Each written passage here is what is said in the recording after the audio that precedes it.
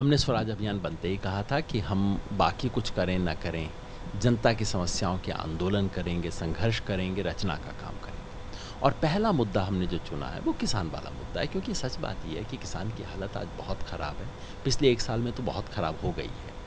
फसलें ख़राब हो गई हैं, दाम गिर गए हैं, यूरिया मिला नहीं और बचे-खुचे जो बाद में फसलें बर्बाद हुईं, उसका मुआवजा नहीं मिल रहा और अब सरकार ज़मीन छीनने की तैयारी और कर रही है। तो मतलब ये तो चारों तरफ से कंगाली में आटा गीला की स्थिति इस वक्त किसान की है। जी, तो हम सरकार से कह रहे हैं कि सवाल केवल भूमि अधिग्रहण अध्यादेश का नहीं है।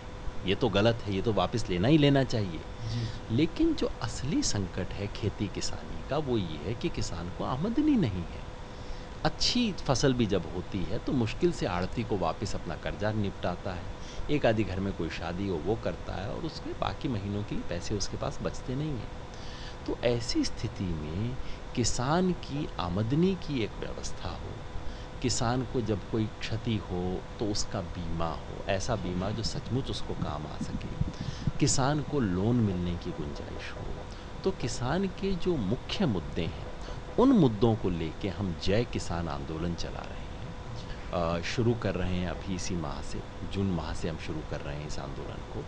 और जुलाई के अंत में जब संसद अपना सत्र करेगी और जब लगता है कि अब तो जॉइंट सत्र ही करना पड़ेगा इस भूमि, ऐसे समय में हम अपने आंदोलन की आवाज़ को लेके एक यात्रा की शक्ल में लेके उसे दिल्ली पहुंचेंगे और किसान की आवाज़ देश की संसद को पहुंचाने का प्रयास करेंगे। भारत एक कृषि प्रधान देश है, लेकिन आज किसान की दुर्दशा बुरी तरीके से हो रही है।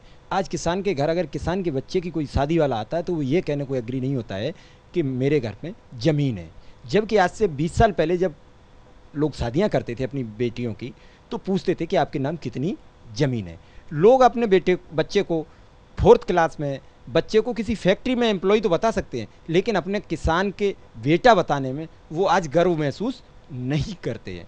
फिर भी उस कृषि प्रधान देश का किसान आज भुखमरी के कगार पर पहुंच चुका है। न उसे फसलों के वाजिब मूल्य मिल रहा है, धान की बुरी हालत है, गन्ने का भी भुगतान आए दिन नहीं हो रहा है।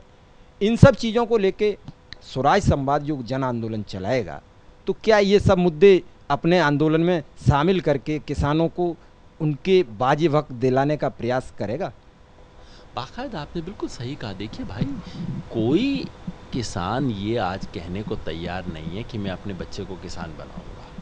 क्या कहते हैं कि जी 2 बच्चे तो अच्छे निकले, नौकरी मिल गई, ये थोड़ा रह गया इसलिए घर पे बैठा खेती कर रहा है। तो किसानी मजबूरी का धंधा है, किसानी घाटे का धंधा है, किसान में स्वाभिमान नहीं बचा है, किसानी में आमदनी नहीं बची है। जब तक इन सवालों को नहीं उठाएंगे, पिछले साल भर में कपास का दाम गिरा, ये चावल का दाम गिरा, गन्ने का भुगतान नहीं हो रहा है, चारों तरफ से दबाव महसूस कर रहा है किसान। फसलें खराब और हो गई हैं, उसका मुआवजा ठीक से नहीं मिल रहा है। ऐसे में इन मुद्दों को तो उठाना पड़ेगा और ये मांग करनी होगी कि किसान की भी न्यूनतम आय की गारंटी होनी चाहिए। जैसे मनरेगा एक गारंटी देता है, जैसे सरकार अपने तमाम कर्मचारियों के पे कमीशन बनाती है, किसान की आमदनी का कमीशन कब बनेगा? भारत सरकार का छोटे से छोटा कर्मचारी, अदने से अदना कर्मचारी जिसको चपरासी बोलते थे, वो कर्मचारी अगर किसी गांव में भी नौकरी कर रहा हो, कोई सिटी कॉम्पेंसेटरी अलाउंस उसको नहीं मिलता, उसको भी 16,500 रुपया तनख्वाह मिलती है। और आज किसान 16,500 रुपया महीने की आमदनी कहाँ से करता है? 5 एकड़ के किसान को नहीं होती ऐसी आमदनी, 10 एकड़ के किसान को नहीं हो पाती है। इसलिए वो भागते हैं कि भाई चपरासी बना दो, लड़के को कुछ भी बना दो, लेकिन किसान ना बन जाए। उससे बचाना है। आज अगर किसान के सवाल पे संघर्ष नहीं हुआ तो इतिहास का लेखन तो बिल्कुल स्पष्ट है। गांव उजड़ेंगे, किसान बर्बाद होंगे और जाके शहरों में दिहाड़ी के मजदूर बनेंगे। उससे रोकना है। उससे रोकने का संकल्प स्वराज अभियान का संकल्प है और हमारी जय किसान यात्रा जी, अपने आप को और देश को याद दिलाने के लिए है जी। कि किसानी एक गर्व का विषय है, किसान आगे बढ़ सकता है।